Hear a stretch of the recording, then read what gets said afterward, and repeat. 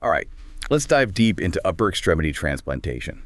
Today, we're going to really break down all the must-know stuff for plastic surgery residents prepping for those board exams, especially FRCS plastic surgery. Mm. Think indications, contraindications, the whole 9 yards, like risks and benefits, how we work up these patients, the surgery itself, post-op care, and of course, the outcomes. Absolutely. This is definitely high-yield stuff for residents. A Yeah. solid grasp of all these elements is crucial. Maybe we should kick things off by looking at the complexities of upper extremity amputation itself. Disability in this context goes way beyond simply missing a limb. Right, you got to consider things like, say, the impact of other injuries. Like if a patient also has blindness or lower extremity amputation, those add a whole other layer of functional impairment. And then, of course, the level of amputation drastically changes prosthetic options and how well the patient can function. Exactly. And don't forget how the amputation happened in the first place. The mechanism of injury is a big factor in the overall outcome. We see poorer soft tissue envelopes and less than ideal functional structures with certain types of trauma. Yeah, like ballistic injuries, high voltage electrical burns, those nasty avulsion injuries, and any amputation that's had sepsis. Those are the ones. You get so much fibrosis and disrupted tissue planes in those cases. It makes prosthetic fitting a real challenge because you just don't get good socket adherence. Plus, it makes the actual transplant surgery way more complex. You often end up having to do a ton more debridement, and finding and connecting those nerves reliably becomes a nightmare. Absolutely. You get a lot more scarring and damage to the underlying muscles and nerves. It's a problem for both prosthetic fitting and for transplantation later on, if that's what the patient chooses. And then you've got all the different levels of amputation, each with its own challenges, like transmetacarpal amputations. Right, transmetacarpal amputations are interesting. You get to keep wrist function, which is huge for everyday activities. But the prosthetic choices at that level are pretty limited. And that wrist function is so key. Speaking of which, what about radiocarpal amputations? They preserve length, but using the hand without a prosthesis is really tough. And fitting a prosthesis can be technically very difficult. It can be. Now, mid-forearm amputations, those usually give you a lot more prosthetic options to work with. That makes sense. So let's move a little more proximal. Mm. Proximal forearm amputations, particularly when the cut is above the myotendinous junction, well, those bring some very specific considerations for transplantation. For sure. If you're thinking about a transplant, that means your repair is further away from the muscle belly. So that can potentially impact how quickly and how fully the patient regains function. And on top of that, prosthetic choices are limited at that level too. And last but not least, you've got transhumeral amputations. With those, how well a prosthetic works really depends on the patient's shoulder mobility. Absolutely. So we've laid out the basics of amputation. Now let's get to the heart of the matter. What makes a patient a candidate for upper extremity transplantation? Right. When do we actually consider this option? The main indication is severe functional loss. This could be from an unreconstructable bilateral upper extremity amputation or a unilateral amputation if it's the dominant hand. There are also some specific criteria we look at. Like what? The patient should be between 18 and 69 years old and generally good health, no major medical problems, and no significant psychological issues. No history of cancer in the past 10 years, no active HIV infection.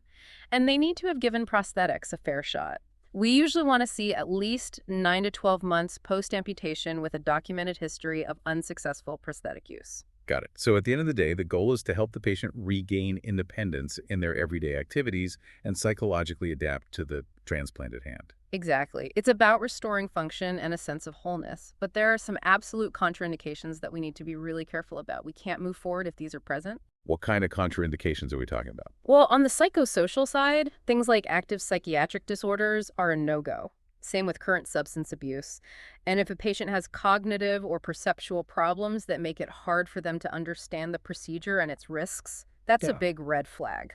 makes sense. We need our patients to be fully informed and on board. Absolutely. We also need to see good medical compliance. If a patient has a history of not following medical advice, that's a big concern.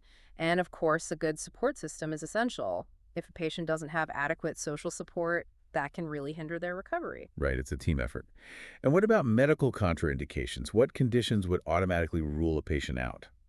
Well, active cancer is a definite no. Or if there's a high chance of the cancer coming back, that's also a problem. Active infections like HIV or hepatitis are also contraindications. Okay, so those are pretty clear cut. Yeah. What else?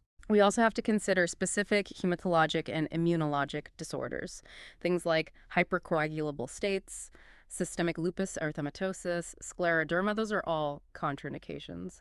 And then, of course, pregnancy and any congenital malformations are also reasons to say no to transplantation. All right, so we've covered who we can transplant, but let's talk about the risks involved. We can't sugarcoat it with the necessary immunosuppression. Upper extremity transplantation has its fair share of risks. No doubt. Immunosuppression makes patients vulnerable to all sorts of opportunistic infections. We're talking bacterial, viral, fungal, you name it. Cytomegalovirus, or CMV, is a particularly common one, and there's also an increased risk of certain types of cancer. Like what? We see things like skin cancers, particularly squamous cell carcinoma, and lymphoproliferative disorders, often linked to Epstein-Barr virus. Kaposi sarcoma is another one we need to be aware of. So pretty serious stuff. Are there any other risks we should be thinking about? Yes, we also see metabolic complications fairly often. Things like hypertension, new-onset diabetes, kidney problems, and GI intolerance. The good news is a lot of these are temporary and can be managed with the right medications, but still something to watch out for. Okay, and what about risks specifically related to the transplanted hand itself? There's always a chance, although it's not common, of acute vascular compromise. That can lead to graft loss. And if a patient has to stop taking their immunosuppressants for whatever reason, whether it's because of complications or they just decide they don't want to take them anymore, that poses a big risk of rejection. And I imagine rejection could lead to the loss of the hand. It could. It's also possible to have irreversible allograft rejection, both the acute and chronic kinds. Chronic rejection is less common, especially in patients who are really good about taking their medications, but it's still a possibility. It's a lot for patients to manage. Anything else we should mention on the risk side? One more thing. If a patient does lose the transplanted hand, they might need a more proximal amputation. That can make it even harder to fit a prosthesis, especially if they used to have a working radiocarpal joint. So we've got to make sure patients understand all of that going in. Absolutely. Informed consent is critical. We need to be completely transparent about the risks. But let's not forget the potential benefits. For the right patient, hand transplantation can be life-changing. Right, the risks are real, but so are the potential rewards. Exactly. The main goal is to get the patient back to functioning as independently as possible in their daily life. The return of sensation is another huge benefit, not just for functional use, but for social interaction too. Right, being able to feel touch is so important on so many levels. It really is. And then there's the psychological aspect. Transplantation can help restore a patient's body image and their sense of wholeness. That can have a profound impact on their mental well-being. Absolutely. It's about more than just physical function. All right, so let's say we have a patient who seems like a good candidate. What's involved in the preoperative evaluation?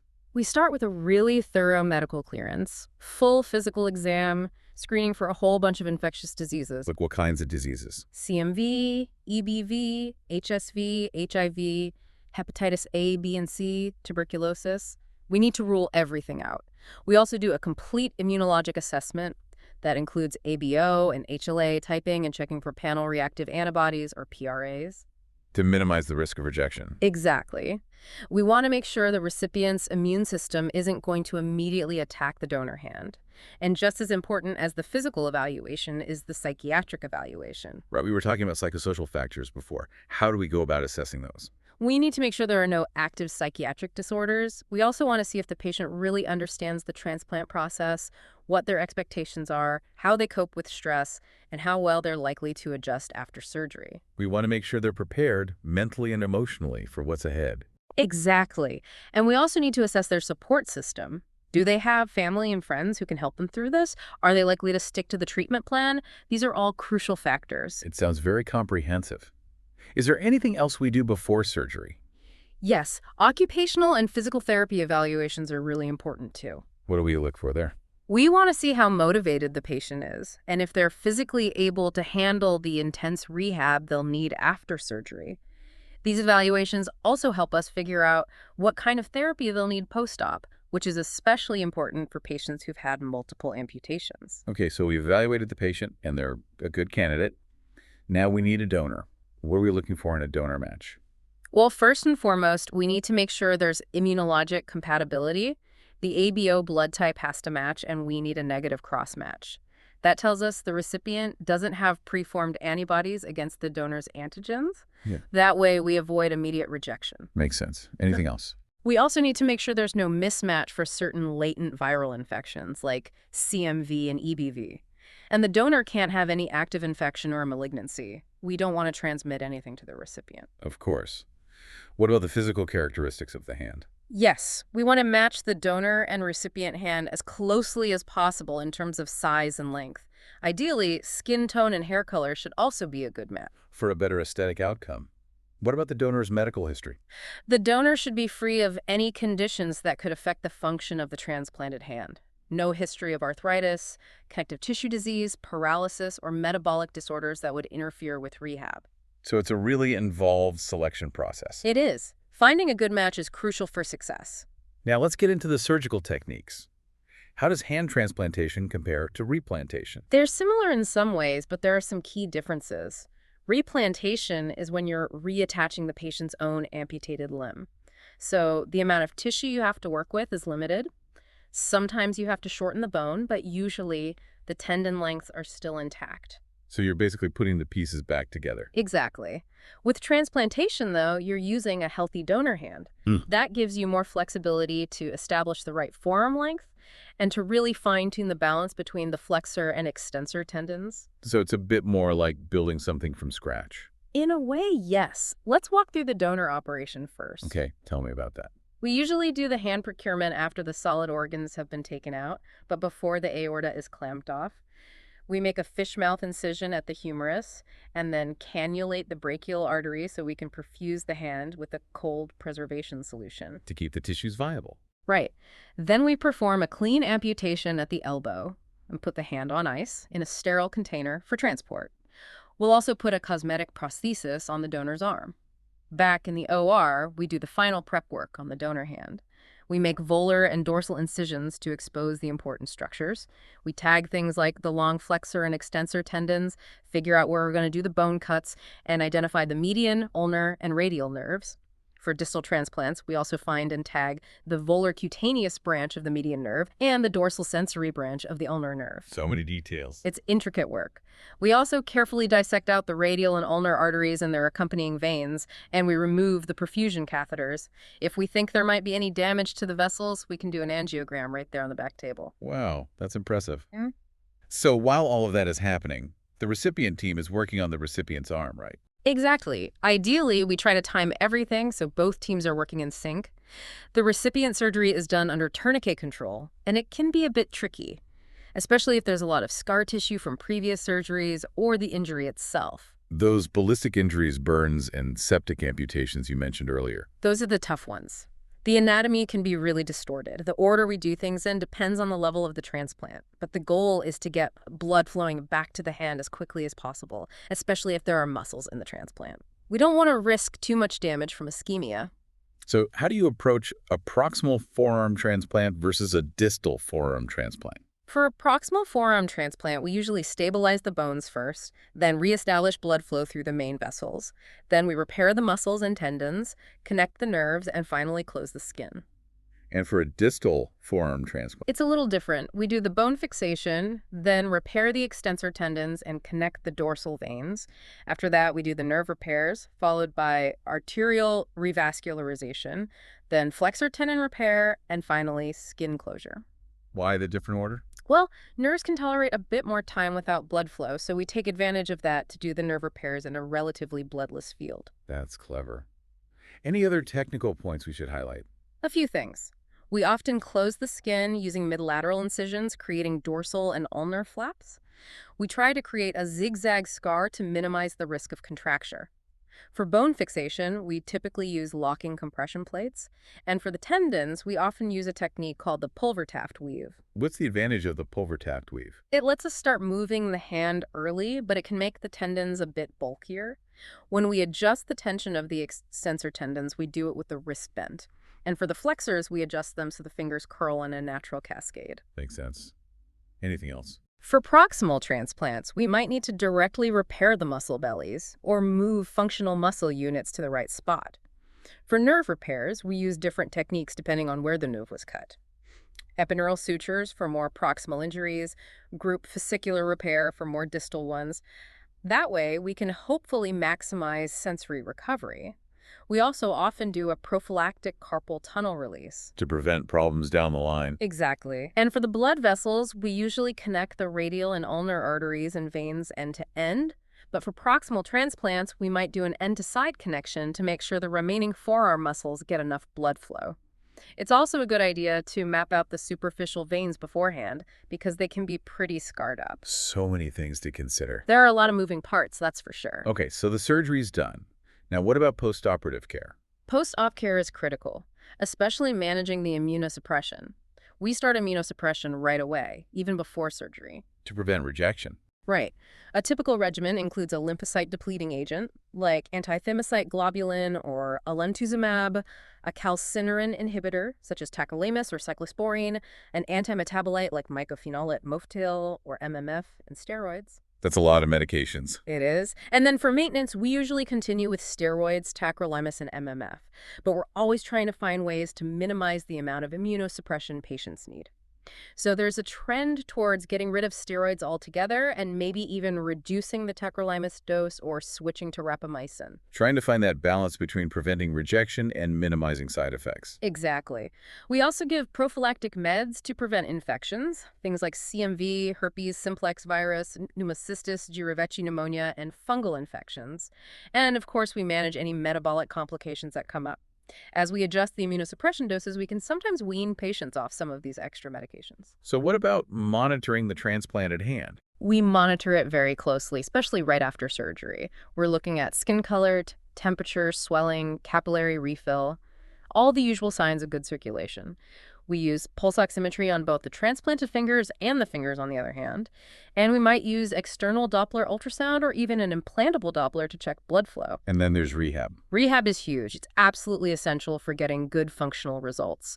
Hand therapy starts right away, every day. What kinds of things do they do in therapy? We focus on regaining motor function, keeping the soft tissues pliable, and encouraging the nerves to regenerate. They start with a soft splint, just to protect the hand, and so we can easily monitor the blood flow. Then they move on to an intrinsic plus splint. We do passive range of motion exercises and tenodesis exercises early on, then progress to active assisted range of motion and place and hold exercises within the first month. By the third month, they should be able to do active range of motion. So it's a gradual progression. It is. After that, we focus on building strength, regaining sensory function, and using dynamic splints to help with function. And we manage any swelling with things like edema gloves. Okay, so let's talk about outcomes. What kind of function can patients expect to regain after a hand transplant? Well, it really depends on the level of the transplant. Distal transplants tend to do better functionally. That's partly because of the Pulver-Taft technique we use for the tendons, and partly because the nerves don't have as far to travel to reach the intrinsic muscles of the hand. So those muscles are more likely to recover. And what about proximal transplants? Proximal transplants are a bit tougher. We often have to repair muscles or even transfer muscle units to get things working properly, and the nerves have a longer way to grow back.